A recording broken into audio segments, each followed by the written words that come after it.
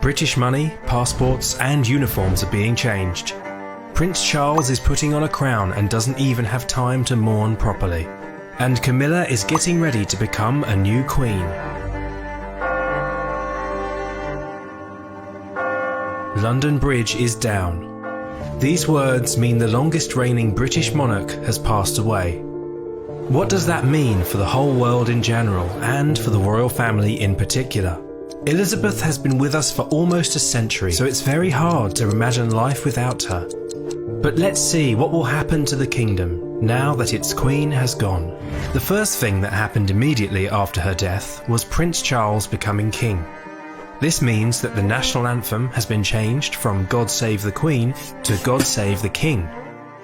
The Queen's image on banknotes will be replaced with the image of Charles. It is said that he posed for these images quite a long time ago. The new currency will be used immediately and the old currency will be slowly collected by the banks and post offices, but it will probably take several years until the old money won't be used at all. The same will happen to stamps and passports, as well as police and military uniforms. Now to the question that has been asked for many years. Will Camilla become queen now that Charles is the king? Technically, no, she will not be a queen. She is now a queen consort, pretty much like Prince Philip was to Queen Elizabeth.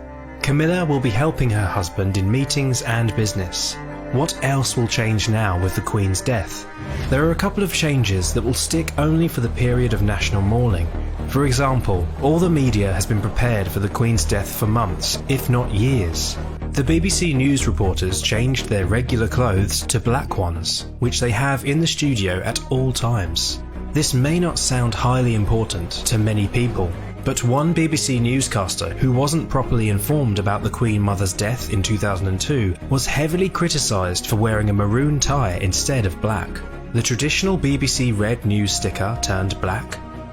The stock exchange and shops and businesses closed on the day of the Queen's death to show respect. According to tradition, a footman dressed in black approached the gates of Buckingham Palace and placed a black-edged notice on the gates saying that the Queen has passed. This is done for everyone who was standing near the palace and might not have known the news yet.